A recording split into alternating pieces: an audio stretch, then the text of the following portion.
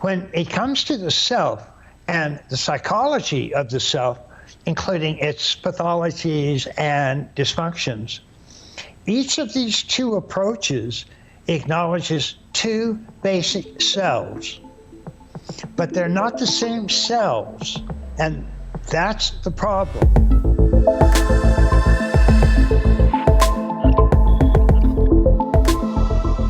Welcome, everyone, to the third session of our Psychotherapy and Spirituality Summit. My name's Tammy Simon, and I'll be your host.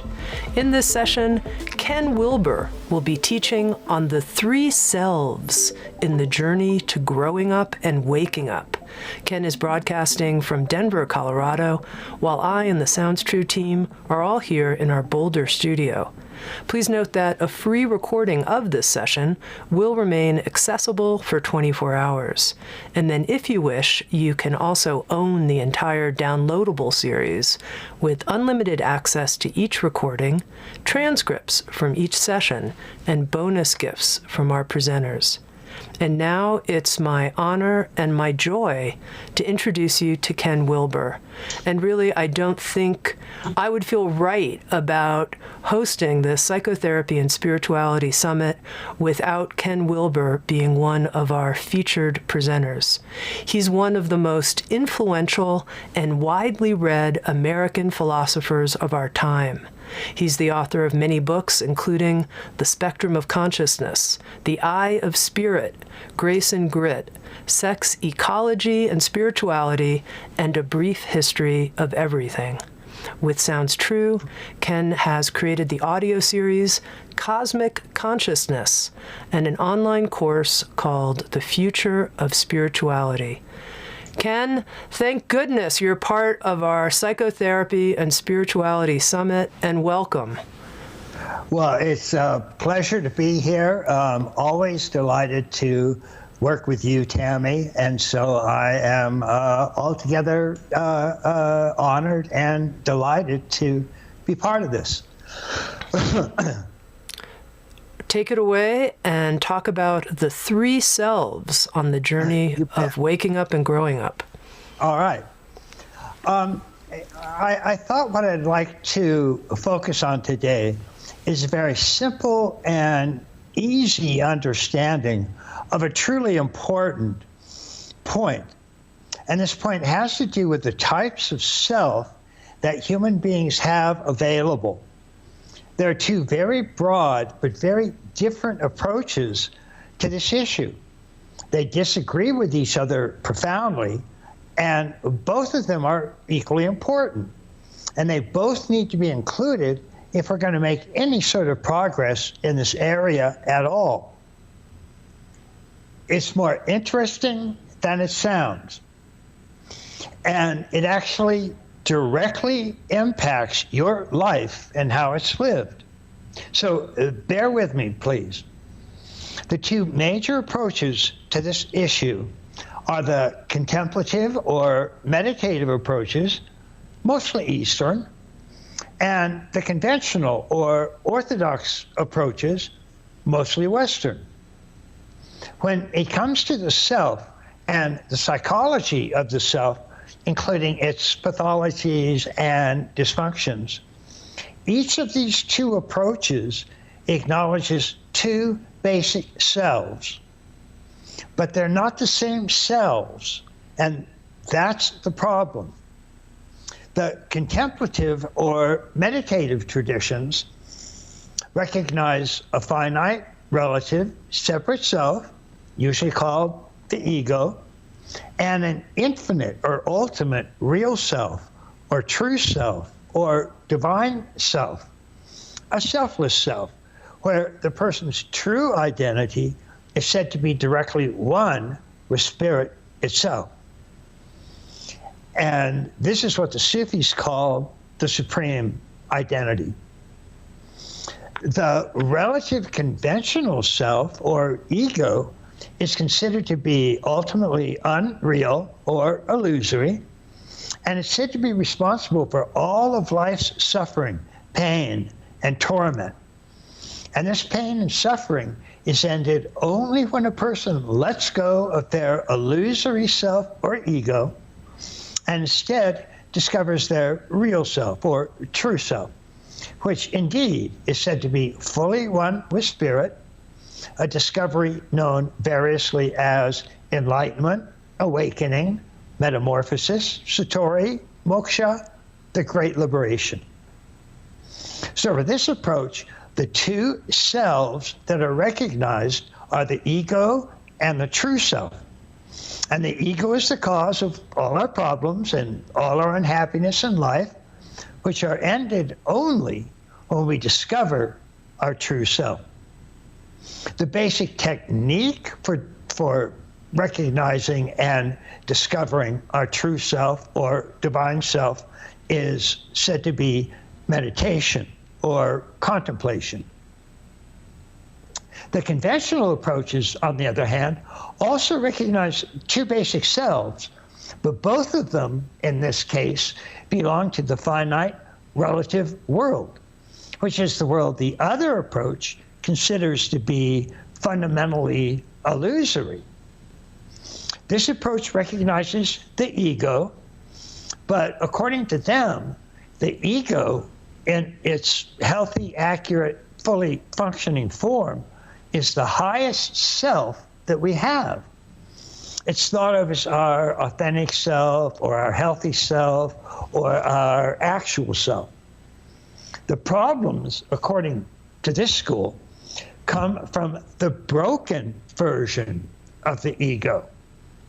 So the two selves recognized here are the healthy ego and the unhealthy ego, or an accurate self-image and an inaccurate self-image. When the ego becomes an inaccurate self-image or becomes dysfunctional and pathological or represses some of its own feelings and desires to produce unconscious shadow elements, then that broken ego is the self that is said to be causing all the problems and all the unhappiness in life, according to this approach. This broken ego is often called the persona, which means a mask or a false self. So this approach emphasizes the ego and the persona, and all our problems come from the persona. This approach thinks that the healthy ego itself is very real and very authentic. It's our highest self. And only when it becomes broken and dysfunctional, only when it becomes a persona, does it start creating problems, illusions, and false realities. The basic technique for helping convert us from our false persona to our authentic, healthy ego is generally called psychotherapy. Now, the problem here is that all three of these selves are actually very real. All of them exist. Each and every one of us has an ultimate or infinite true self and a relative finite separate self or ego, which itself exists in a healthy and unhealthy form, an authentic ego and a false persona.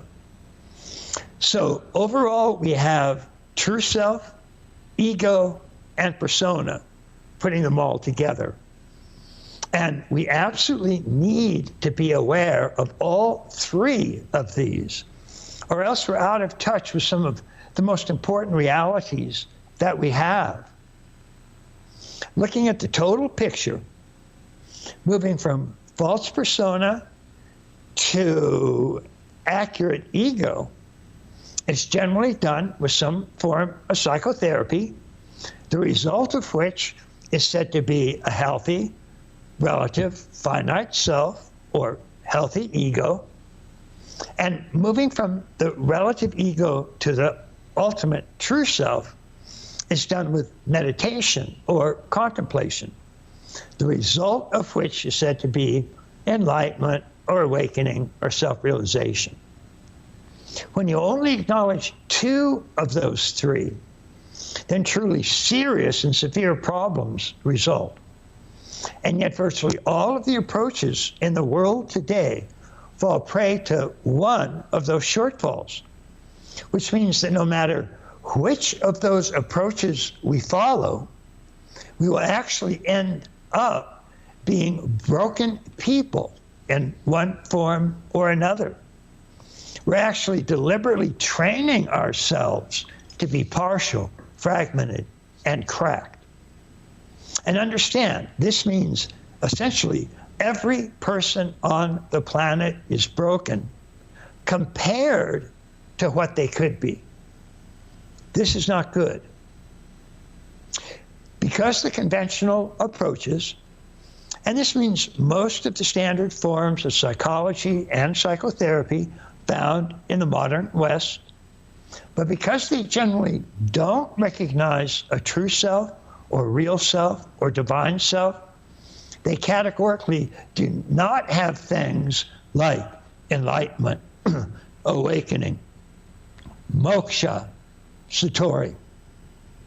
They only recognize a finite, conventional, separate self or ego, and thus they take a healthy, fully functioning, accurate self-image or ego and claim that this kind of healthy ego or authentic ego is the highest self possible for anybody.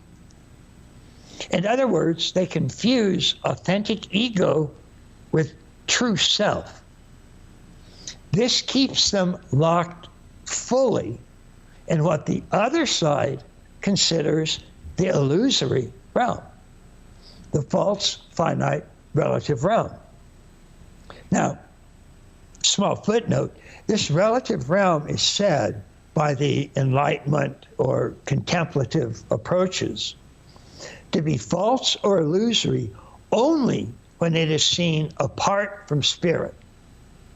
When it's seen as a direct manifestation of spirit or seen as being one with spirit, then it's no longer illusory or unreal. It's an ornament or manifestation of spirit itself. But the conventional approaches don't recognize the reality of spirit or the reality of a true self that is one with spirit. And thus, according to the contemplative approaches, these conventional approaches are stuck in a purely illusory world. So the conventional approaches work with things like integrating the inaccurate and unhealthy persona with all of the repressed shadow elements in order to create a whole and healthy conventional self or healthy ego. In the West, psychoanalysis is the archetype here, but today virtually all forms of modern and postmodern Western psychology deal only with the finite, relative, conventional self, whatever it's called. The problem with the contemplative approaches, on the other hand, is that they lump together the finite selves. They don't distinguish between ego and persona, between accurate and inaccurate self-image. The way they see it, both of those selves are equally and completely finite, relative, and conventional, which they are. And so for these approaches, both of those selves are equally worthless. It doesn't matter which finite relative self you have, whether it's accurate or inaccurate, they're both totally illusory anyway. According to this approach, moving from persona to ego is just moving from iron chains to gold chains. You're still stuck in the prison of samsara. Thus, they really don't distinguish between a healthy, accurate, relative self and a sick, neurotic, pathological self. And so you often find what almost everybody recognizes as enlightened neurotics, or genuinely spiritual teachers who nonetheless have some serious shadow issues. We hear almost monthly about some highly respected spiritual teacher who was caught sexually assaulting students or shipping funds off to Swiss accounts, or having an aggressively authoritarian and ranking personality. And meditation does not automatically deal with real shadow issues. In some cases, in fact, it can make them significantly worse. And thus, although they have very effective forms of meditation, which helps them discover their true self, they don't have truly effective forms of psychotherapy, which is why enlightened neurotics are so common. Psychotherapy as an actual discipline wasn't discovered until around 200 years ago, which is much too recent to be included in any of the world's great meditation systems, most of which are well over 1,000 years old. This truly is not good. The conventional approaches, on the other hand, don't recognize a true self or real self or enlightened condition. They only recognize a sick persona, an inaccurate self-image riddled with shadow elements, versus an accurate, functional, conventional self, an authentic ego that's integrated its shadow material and thus is relatively healthy and functional in a conventional sense. For this approach, this authentic ego replaces the true self as the highest self we can have, and thus there is no enlightenment, no awakening, no metamorphosis, also not very good.